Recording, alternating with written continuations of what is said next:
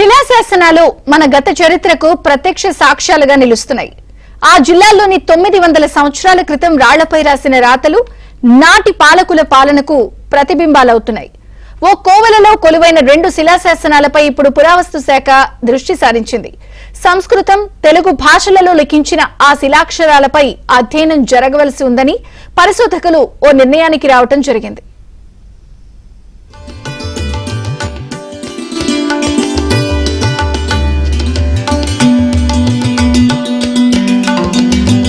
విజయనగరం జిల్లాలో వెలుగులోకి వచ్చిన శిలాశాసనాలు పురావస్తు శాఖకు చెందిన పరిశోధకులను సైతం ఆశ్చర్యానికి గురిచేస్తున్నాయి.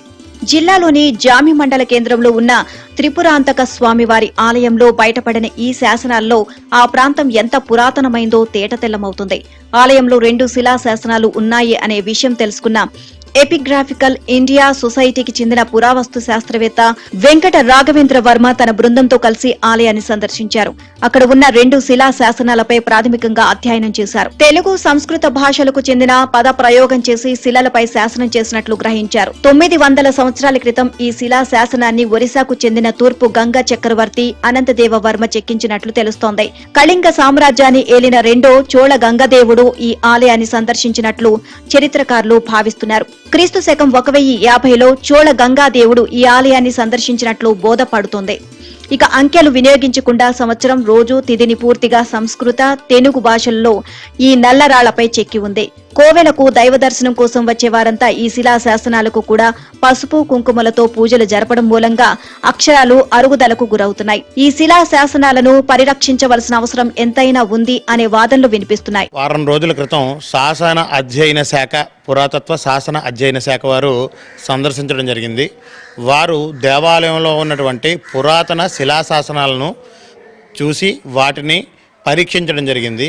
పరీక్షించిన ఈ శాసనాలు 11వ శతాబ్దానికి చెందినవిగాను ఈ శాసనంలో ఉన్నటువంటి విషయాన్ని మనకి తెలియపరిచారు. చోళ గంగదేవుడు, తూర్పు గంగదేవుడు స్వామివారిని 11వ శతాబ్దంలో దర్శనం చేసుకున్నాడని ఇందులో రాసి ఉంది. అదేవిధంగా కొన్ని తెలుగు పదాలు, కొన్ని పురాతనమైనటువంటి సంస్కృత పదాలు కలయికతో ఈ శాసనం ఉంది. ఈ శాసనంలో ఉన్నటువంటి మిగిలిన విషయాలను కూడా త్వరలోనే వారు పూర్తిగా విశదీకరిస్తామని చెప్పారు. నదీ పరివాహక ప్రాంతంలోని ఉన్న జామి గ్రామంలో 900 సంవత్సరాల క్రితం ఆ ఆలయాన్ని ఒరిస్సా రాజులు ఎందుకు సందర్శించారు?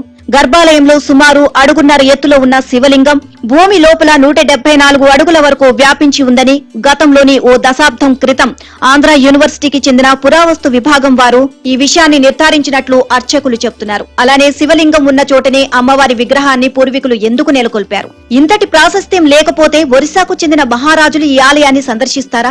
ఇంతకీ ఈ శిలా శాసనాలపై ఏమని చెక్కారు? ఈ శాసనాలన్నీ పరిశోధనలో తేలితే మరిన్ని వాస్తవాలు వెలుగులోకి వచ్చే అవకాశం ఉంది. రాతి మీద రాతలు, గత వైభవానికి తర్కాణాలు, ఏ రాజుల పాలన ఎలా కొనసాగింది, ఏ ప్రభువుల పర్యటన ఏ తీరును సాగింది అనేటటువంటి అంశాలను తేటతెల్లం చేస్తున్నాయి ఈ శిలాశాసనాలు.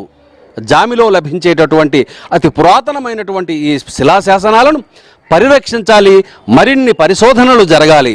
అప్పుడే రాబోయే తరాలకు ఈ చారిత్రకమైనటువంటి వారసత్వ సంపద అందుతుంది. వీడియో జర్నలిస్టు సుధీర్తో శ్రీనివాస్, ABN న్యూస్, విజయనగరం.